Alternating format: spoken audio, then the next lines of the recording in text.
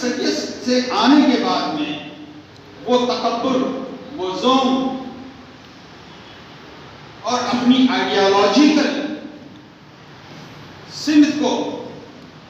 और वसी करने के लिए उसी दस्तूर का सहारा लेते, उसी पावर का सहारा लेते हुए जो दमन की राजनीति हो रही है, जो दबाव की राजनीति हो रही है, सरकारें आएंगी जाएंगी,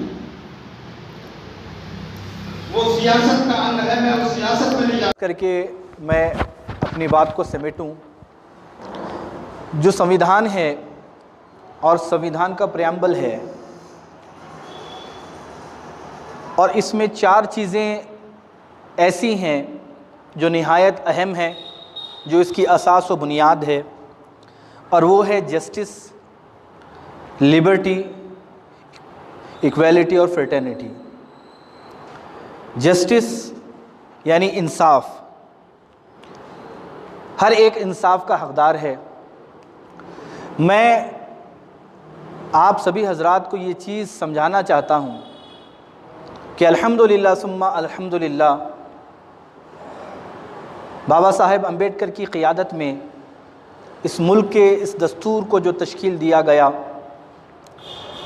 इसकी बुनियादें अगर देखें, इसकी असास अगर देखें, तो ये तमाम चीज़ें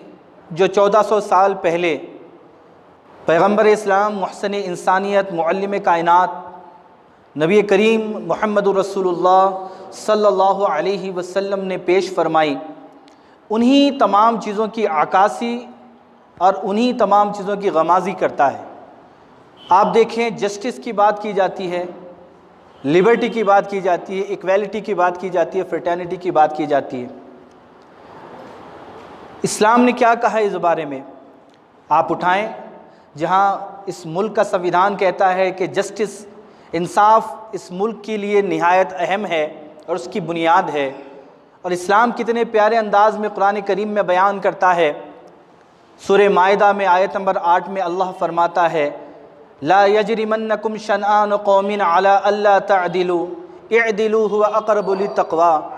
फरमाया कि ए ईमान वालो, वो लोग जो अल्लाह उसके रसूल पर और कुरान पर ईमान रखते हैं, सुन लो, किसी कौम, किसी जमात, किसी समाज, किसी तबक़े की अदावत और उनके ताल्लुक़ से तुम्हारे दिलों में अगर कोई कीना कपट है, नाराज़गी है, खलिश है, नफ़रत है, तो ये नाराज़गी, ये नफ़रत, ये खलिश तुम्हें इस बात पर न उभारे कि तुम जुल्म करने बैठ जाओ। ला यजरिमन्नकुम, तुम्हें हरगिज़ न उभारे कि तुम ना इंसाफ़ी करो, ना इअदिलू, बल्कि हर सूरत में, चाहे वो मामला तुम्हारे घर का हो या बाहर का हो, दोस्त का हो या दुश्मन का हो, चाहने वालों का हो या नफ़रत करने वालों का हो, फरमाया इंसाफ का दामन तुम्हारे हाथ से छूटना नहीं चाहिए। हर हाल में इस्लाम के मानने वालों को ये समझाया गया कि ए दिलो, अदल से काम लो, इंसाफ से काम लो, चाहे वो घर में इंसाफ हो, चाहे वो मुआशरे में इंसाफ हो, चाहे वो बैनल मुस्लिमीन हो, या फिर सभी हमारे मुआशरे में बसने वाले हर एक मज़हब, हर एक मिजाज, हर एक फ़िक्र के लोग हों, चाहे उनका ताल्लुक़ किसी मज़हब से हो।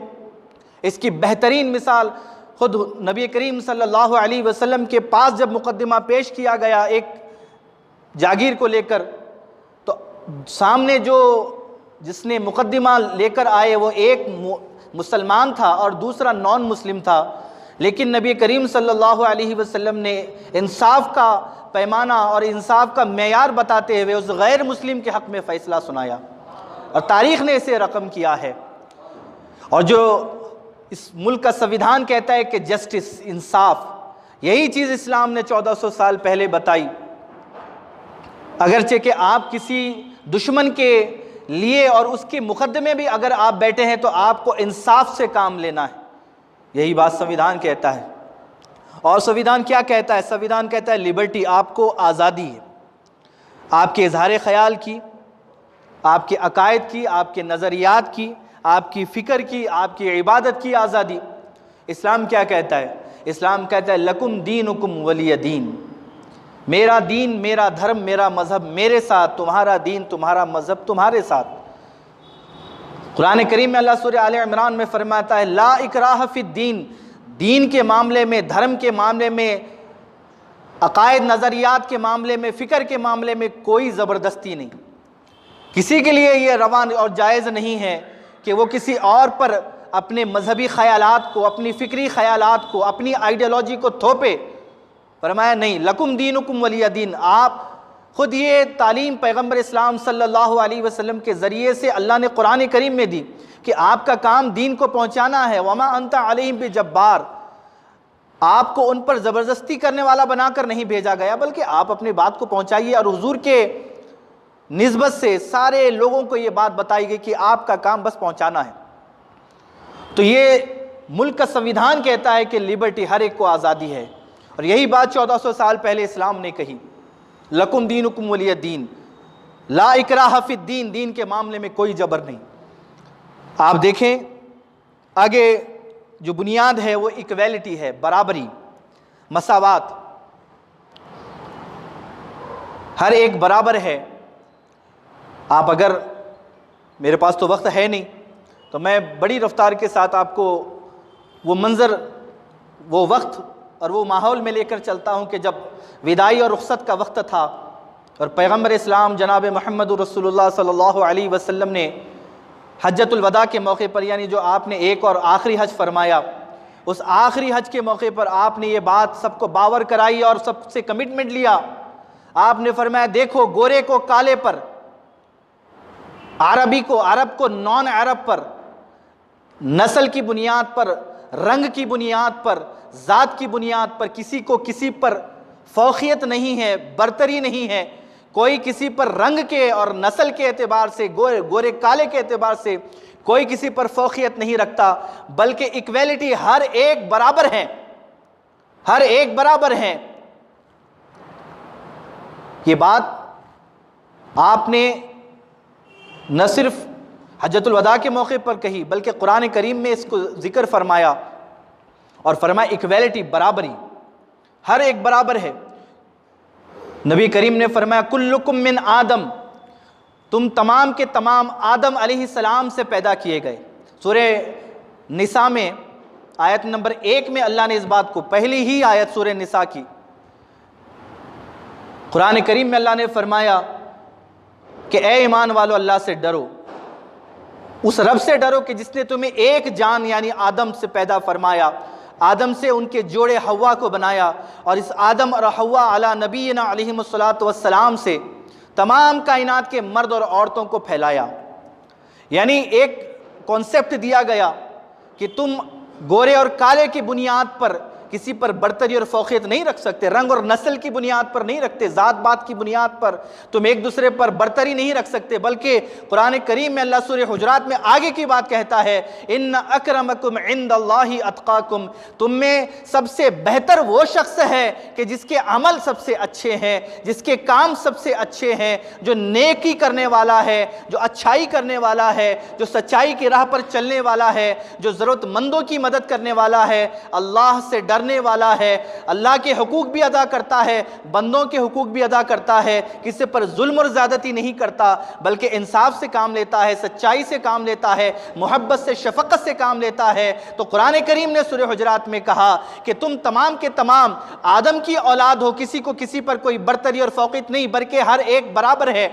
इक्वल है। और तुम सब के सब एक आदम से पैदा किए गए और आदम को मिट्टी से पैदा किया गया। अपने आप के अंदर ये गुमान, ये घमंड न पैदा करो, आदम मिट्टी से पैदा, तुम आदम से पैदा हुए, आदम मिट्टी से पैदा हुए। ये जहन, ये फिक्र 1400 साल पहले वही चीज़ें जो संविधान आज हमें बताता है, बाबा साहेब अम्बेडकर ने जो हमें दिया, एक अजीम तोहफा है जो इस्लाम की तालीमात को संविधान की शक्ल में हमारे सामने पेश किया गया। कितनी प्यारी बात है, कितनी प्यारी बात है, आप इस बात को गौर करें। सर, और एक बात मैं कहते कहते भूल गया, जो मैंने आयत कोट की सूरह निसा की, यानी जो बयान किया गया है कि तुम तमाम के तमाम एक बाप से पैदा किए गए, तुम सब बराबर हो, सिर्फ अच्छाई की बुनियाद पर, नेकी की बुनियाद पर एक दूसरे पर बरतरी है, रंग नस्ल ज़ात की बुनियाद पर नहीं है। ये जो सूरह निसा है, इसकी पहली आयत में इसे जिक्र किया गया। तो ये जो चैप्टर है, ये चैप्टर सूरह निसा है। आप देखें सर, इसका नाम है सूरह निसा। सूरह निसा कहते हैं, इसका माना है इम्राअतुन, इसका सिंगुलर आता है, इसका जो प्लूरल है वो है निसा, यानी इम्राअतुन के माना है औरत, निसा के माना है औरतें, निसा के माना है औरतें। अब देखिए, मैं मौजू नहीं है लेकिन मैं वो टच करना चाहता था कि बारहा ये एतराज़ किया जाता है कि भाई इस्लाम ने जो है औरतों को क्या दिया, ये एतराज़ किया जाता है। इससे बढ़कर क्या आपको चाहिए कि अल्लाह ने कुरान करीम में औरतों के नाम का जो है चैप्टर बनाया है, आदमियों के नाम का चैप्टर नहीं बनाया गया। सूरह रिजाल नहीं है कहीं भी आप देखें, निसा के माना है औरतें,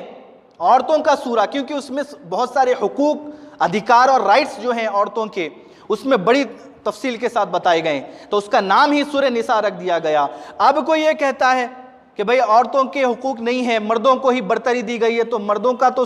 कोई सूरा ही नहीं बनाया गया, सूरा बनाया गया तो वो औरतों का बनाया गया। ये तमाम वो चीज़ें हैं कि जो बताती है कि इस्लाम अपने अंदर मसावात को रखता है, बराबरी को रखता है, हर एक मर्द और औरत होने के एतबार से बराबर है, लेकिन हाँ, हर एक की जिम्मेदारी जुदा जुदा है, हर एक की जो है लायबिलिटीज़ जुदा जुदा हैं, हर एक के ऊपर पाबंदियाँ जुदा जुदा हैं, हर एक के जो ड्यूटीज़ हैं वो दोनों अलग अलग हैं। ये इस्लाम की परिभाषा है जो इस्लाम बयान करता है। और आखिर में मैं कहूँगा जो है फ्रेटर्निटी,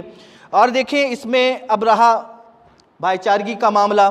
कि ये इस्लाम की बुनियाद भाईचारगी पर है, इस्लाम की बुनियाद भाईचारगी पर है। इससे बढ़कर भाईचारगी और क्या हो सकती है, इससे बढ़कर भाईचारगी और क्या हो सकती है कि ये बारहा समझाया गया कि तुम एक ही बाप से पैदा हुए, तुम एक ही नस्ल से पैदा हुए, तुम तमाम एक बाप की औलाद हो और आपस में तुम भाई भाई हो। और हुजूर ने जब आखिरी खुतबा दिया हज्जतुल वदा का, आपने कहा लोगों देखो जिस तरह ये शहर मक्का, ये मक्का का शहर, चूँकि वहाँ हज के लिए जमा हुए थे, तो ये शहर हुर्मत वाला,